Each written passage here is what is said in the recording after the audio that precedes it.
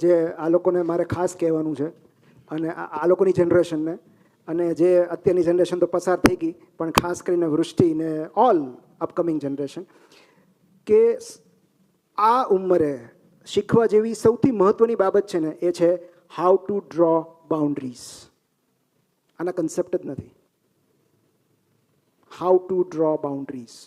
How to draw boundaries એટલે તમે તમારા ધોરણો નક્કી કરો. તમારી સાથે કેવું વર્તન થવું જોઈએ, તમે કેવા વર્તનના અધિકારી છો, એના સ્ટાન્ડર્ડ્સ તમારા બદલે બીજું કોઈ નક્કી નહીં કરે, તમારે જ નક્કી કરવા પડશે.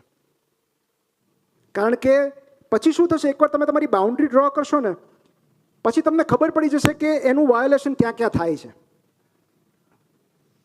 બરાબર? ફોર એક્ઝામ્પલ, કોઈ મારું અપમાન કરે એ મને મંજૂર નથી, તો આ એક જગ્યાએ વાયોલેટ થયું. કોઈ જાહેરમાં મારી મજાક ઉડાવે એ મને મંજૂર નથી, આ બીજી જગ્યાએ વાયોલેટ થયું. કોઈ મને ચીટ કરે એ મને મંજૂર નથી, આ ત્રીજી જગ્યાએ વાયોલેટ થયું.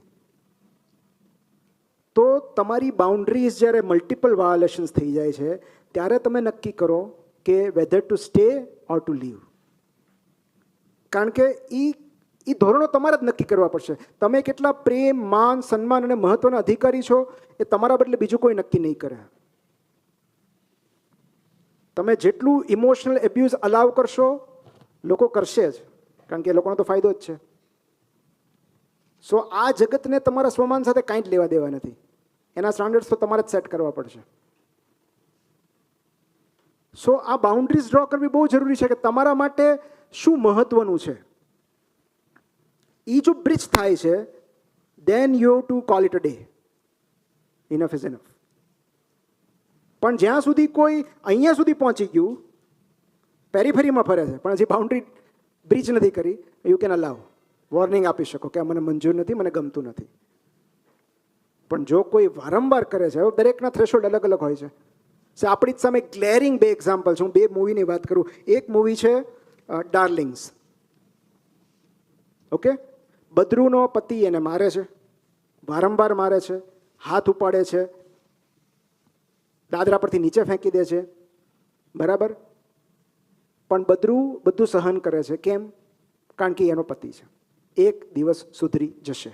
આ સૌથી મોટું જુઠ્ઠાણું છે. જાતને આપેલી આશા છે કે એક દિવસ સુધરી જશે. આજે મારે છે, કાલે મારે છે, 6 મહિના પછી નહીં મારે, 6 મહિના પછી મારે છે, હજી 2 વર્ષ રાહ જોઉં. આ સૌથી મોટું જુઠ્ઠાણું છે. તો એ બદરુ શું કરે છે કે એ આ બધું એક્સેપ્ટ કરે છે, કાંઈ વાંધો નહીં, નો પ્રોબ્લેમ, બિકોઝ એ મારો હસબન્ડ છે. કેમ? એનું રીઝન શું છે? કારણ કે એણે એની મમ્મીને માર ખાતા જોઈ હોય છે. તો એ બાળપણથી એવી માન્યતા સાથે મોટી થઈ હોય છે કે પુરુષ તો મારે, એ તો નોર્મલ છે, કારણ કે એણે એના પપ્પાને એના મમ્મીને મારતા જોયા છે. તો એ બિલીફ સિસ્ટમ સાથે મોટી થાય છે કે હસબન્ડ તો હાથ ઉપાડે. એની સામે બીજું મૂવી થપ્પડ. એક જ તમાચામાં બધું પૂરું થઈ ગયું. તો બંનેની બાઉન્ડ્રીઝ અલગ છે. એક જ થપ્પડમાં સંબંધ પૂરો થઈ ગયો, કારણ કે આની બાઉન્ડ્રીઝ અલગ હતી કે કોઈ મારા પર હાથ ઉપાડે એકવાર પણ એ મને મંજૂર નથી, and I should call it a day. Enough is enough. હું બીજો તમાચા માટે રાહ નહીં જોઉં. સો એ તમારા ધોરણો, તમારું થ્રેશોલ્ડ તો તમારે જ નક્કી કરવું પડશે. પણ હેવિંગ સેડ દેટ, 3 એવા બ્રોડર હું તમને કહી દઉં કે જે ઓવરઓલ હ્યુમેનિટી માટે બહુ જરૂરી છે. એમાં પહેલું છે સ્વાસ્થ્ય. જો કોઈ વ્યક્તિ તમારા સ્વાસ્થ્યને ઈજા પહોંચાડે છે, શારીરિક કે માનસિક, તમને તમારા પર હાથ ઉપાડે છે કે મારી નાખવાની ધમકી આપે છે કે એબ્યુઝ કરે છે, that is a first red flag. Okay. Second is સ્વમાન. જ્યારે કોઈ વારંવાર તમારું ઇન્સલ્ટ કરે છે, જાહેરમાં ઇન્સલ્ટ કરે છે, જો તમારું સ્વમાન જોખમાય છે, તમને જો ગેસ લાઇટની, there is a wonderful term, gas lighting. આ લોકોને ખબર છે બધાને. ગેસ લાઇટિંગ એટલે જ્યારે કોઈ તમારી વાસ્તવિકતાને નકારે છે. ફિલિંગને ફિલિંગ કેમ કહેવાય છે ખબર છે?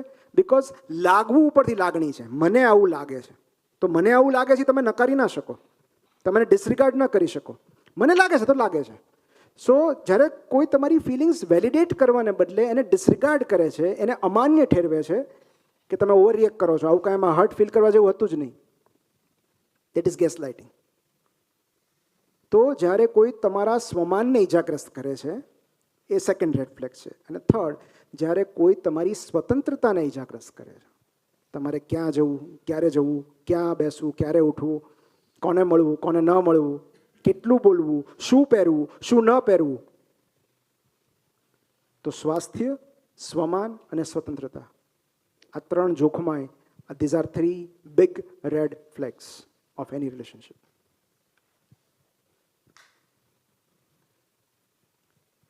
પછી તમારે નક્કી કરવાનું છે, કારણ કે જ્યારે કેવું છે કે શક્તિ અને સહનશક્તિ વચ્ચે થોડી પાતળી રેખા છે. સર એકચ્યુઅલી અત્યારના સમયમાં આઈડેન્ટિફાય કરવું એટલે ડિફિકલ્ટ થઈ જાય છે, કારણ કે તમે જે રેડ ફ્લેગ કીધા ને, સો like in our generation those boundaries are not being crossed, but the thing is that the reciprocation which you expect that does not come consistently. So you know that inconsistent dopamine hit that keeps you hooked. Yes. So like તો એની માટે એક શબ્દ છે. અને બીજી વસ્તુ એ છે એના સાથે સાથે કે like you have been into it for so long and like you have been really deep into it that the even the thought of like leaving that thing, it makes you a bit you know like not so secure. So you're more afraid of that you know like you will be into it rather than leaving it because you are so scared of like that uncertainty. Yeah true. So એની માટે એક શબ્દ છે, તમને ખબર હોય તો, લવ bombing.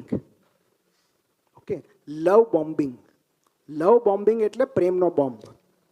Okay, એટલે કે કોઈ એટલું બધું ઇનકન્સિસ્ટન્ટ બિહેવ કરે છે કે એક દિવસ બુકે લઈને આવશે, તમારા માટે ડિનર ટેબલ બુક કરાવશે, તમને ડેટ પર લઈ જશે, તમારા વખાણ કરશે, આખો દિવસ તમારી સાથે સ્પેન્ડ કરશે, પછી અઠવાડિયે 15 દિવસ સુધી ગાયબ થઈ જશે.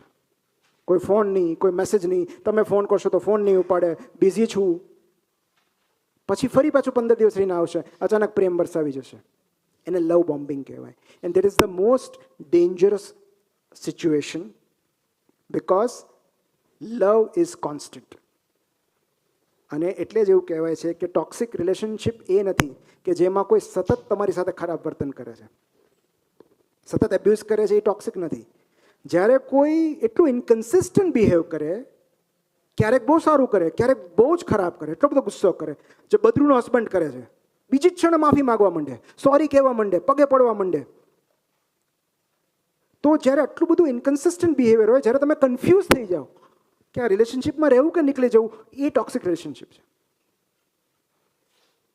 Because a true relationship, true love is always secure. એ તમને સિક્યોરિટી આપે, તમને સ્ટેબિલિટી આપે, તમને સતત જે ગેસ કરતા રાખે, જે તમને સતત ઇનસિક્યોર રાખે, એ સંબંધ શું કામનો? અલ્ટિમેટલી આ બધાને મારે કહેવું છે, રિલેશનશિપનો મૂળ હેતુ શું છે? કે જે આપણને એમ્પાવર કરે.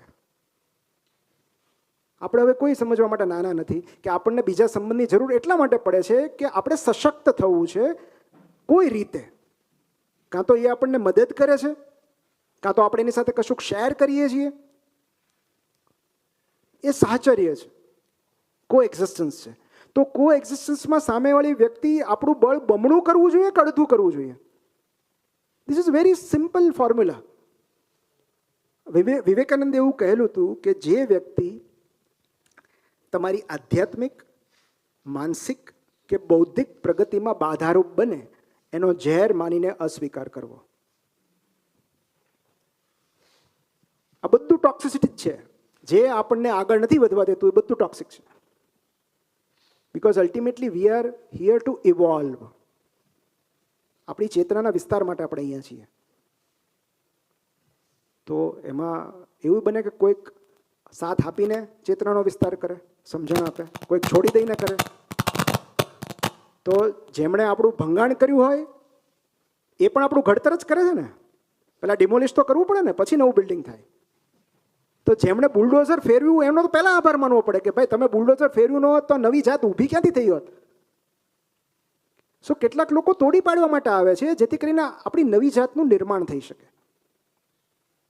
અને મોટે ભાગે આવા જ લોકો હોય છે કે જે આપણને કન્ફ્યુઝ કરી દે, રહેવું કે નીકળવું, રહેવું કે નીકળવું. તો that is a toxic relationship. Because when you are in doubt the answer is no. Okay, તમે જો ખરેખર એ સંબંધ તમને પોષતો હોય તો એ 10 ટાઈમ્સ આઉટ ઓફ 10 એ હા હોવી જોઈએ. ક્યારેક હા થાય, ક્યારેક ના થાય તો એ નહીં. કારણ કે લવ અકળામણ રિલેશનશિપ હોઈ શકે, અને મોટા ભાગના હોય જ છે. લવ હેટ તો આપણે નહીં કહીએ, પણ લવ અકળામણ રિલેશનશિપ. એ અકળામણ એટલે હોય છે કે એક જ વ્યક્તિ પાસેથી સતત એક ધારો પ્રેમ નથી મળતો. અને આ ભાઈ બહેન વચ્ચે પણ થાય, હસબન્ડ વાઈફ વચ્ચે પણ થાય કે સતત એક ધારો પ્રેમ નથી મળતો. અને ગમતી વ્યક્તિ પણ ક્યારેક એવું બિહેવ કરે છે કે આપણને અકળામણ થઈ જાય કે આ કેમ આવું બિહેવ કરે છે. પણ that is also part of relationship. પણ તેમ છતાં એ અકળામણ સાથે પણ તમે સંબંધમાં રહેવા માંગો છો.